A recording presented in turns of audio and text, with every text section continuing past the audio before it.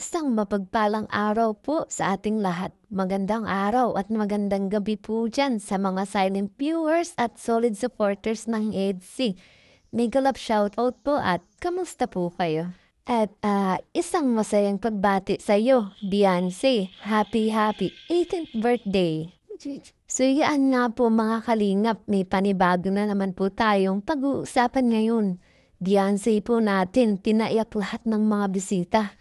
Pero bago po yan, kung bago ka pa lang sa aking munting YouTube channel palike, share, and subscribe na rin po at pakipindot na rin po ng notification bell para lagi po kayong updated sa aking i-upload na video. At paalala rin po, bago po tayo magbigay ng ating opinion at komento, tapusin ko muna natin ang kabuuan ng video para akma po ang ating i-comment mga kalingap. Suportahan din po natin ang mag-ama na matubang at napakaganda nga po yung pinapakita nila sa atin mga pagbibigay saya tulong sa ating mga kababayan Suportahan po natin at in marathon mga kalingap nang sa ganun nga po marami pa po silang matulungan. Lalong-lalo na nga po dyan yung mga kapos sa pangangailangan ay malingap nila. At suportahan din po natin ang kanilang may bahay na si Ate Edna Vlogs at Jackie Tapia. Huwag po sana tayong magsasawang sumuporta mga kalingap. Balik po tayo sa ating pag-uusapan ngayon mga kalingap. Grabe po talaga, Beyonce natin. Tinaiyak lahat, maging ang manunood nga po sa on-screen talagang natouch, napaluha mga kalingap. Kumbaga nga napaiyak sa tuwa ang lahat. Siyempre nga po yung mga di inasahang mangyari kay Beyonce talagang nangyari po. Maraming blessings at maraming nagmamahal sa kanya. Kitang-kita naman po natin kung gaano pinaghandaan, pinagplanuhan mga kalingap. Ginastasan talaga ni Kalingap Rab at sa tulong din po ng mga bigating sponsor nangyari nga po ang mga gustong mangyari ni Kalingap Rab para po sa 18th birthday ni Beyonce. Trending po talaga itong naganap sa 18th birthday ni Beyonce mga kalingap. Masasabi talaga natin na parang artista na din siya na pinagkaguluhan man ng mga maraming bisita. Dinagsa po talaga ng mga bisita ito mga kalingap.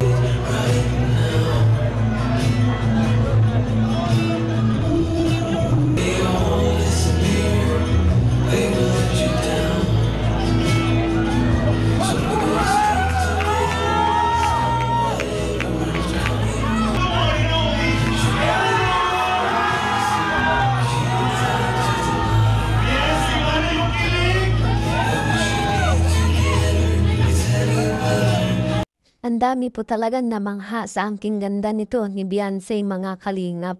At halos na po lahat ng mga nagpipicture sa kanya po lamang nakatutok. Mga cameraman po halos nagsiksikan na para lamang po si Beyonce makuhanan ng video o picture mga kalingap.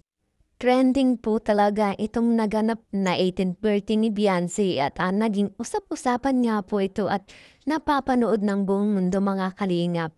At dahil sa kanyang kabaitan maraming nagmamahal at sumusuporta sa kanya. Siyempre po mga kalingap, pasasalamatan din po natin si Kuya Bal Santos Matubang dahil kung di nga po dahil sa kanya wala po talaga ang EDC ngayon.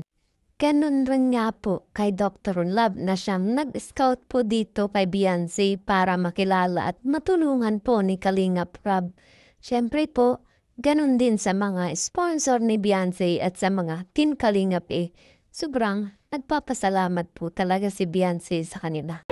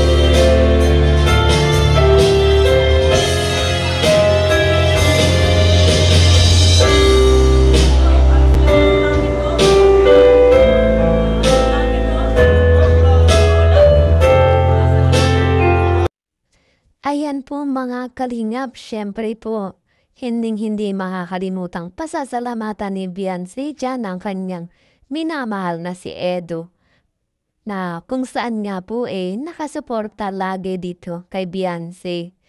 At kung saan man at kung ano man ang gagawin ni Beyonce, andyan pa rin talaga si Papa Edo. Nakasuporta lamang po kay Beyonce. Bukod nga po sa magulang ni Beyonce na naging inspirasyon nito isa din sa naging inspirasyon ni Beyonce si Papa Edo mga kalingap. Salamat kay Edo dahil di niya pinabayaan si Beyonce.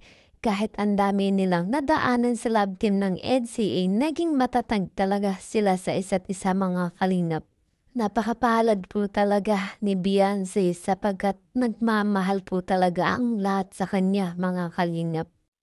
Yung Beyonce na labandera, yung Beyonce na nag-uulam ng toyo at mantika noon, na ngayon po ay isang sikat at mayaman na. Di lamang sa pera, mayaman po siya lalo sa pagmamahal ng kanyang pamilya at ng mga kalingap.